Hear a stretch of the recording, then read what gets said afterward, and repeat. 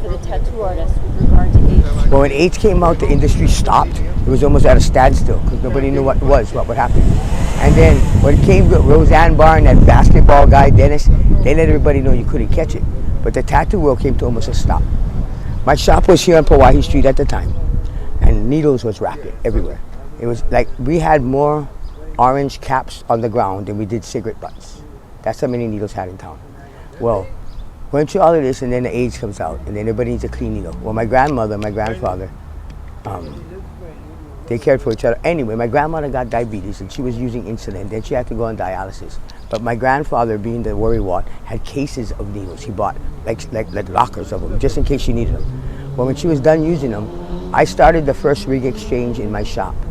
The first things that came out was bleach and condoms.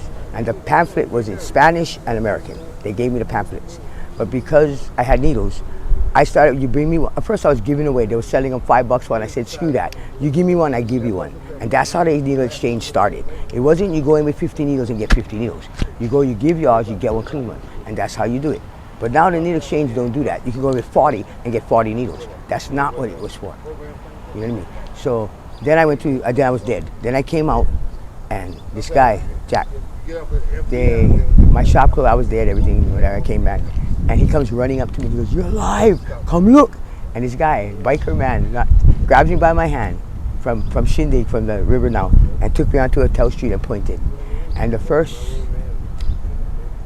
place that was another needle exchange, they named it Point Wellness, for Ness, Point Wellness. And I thought that was like the compliment of it all. And that's, you know, and that's how that went. The first needle exchange started at fucking Have To Tattoo right here. Called my grandma. What was the tattoo called? It was called Have To. That one was Have To. And then after I came back into it, there was a quest for the fine line, and I won that, so I'm fine line. What do you mean they thought you died and came back? I did die. I was dead on arrival. I got hit in the head on my birthday, in my shop, or right outside of my shop, and died. So I was dead, and the biggest no of my life, and they said I came out of my thing, but then I went into a coma, and so then life got really difficult, and then it changed. So I have an organic brain disorder, yeah. So it doesn't get worse, thank God, but I didn't even know my name. I didn't know who was the president. I didn't know anything, and it comes back like a file.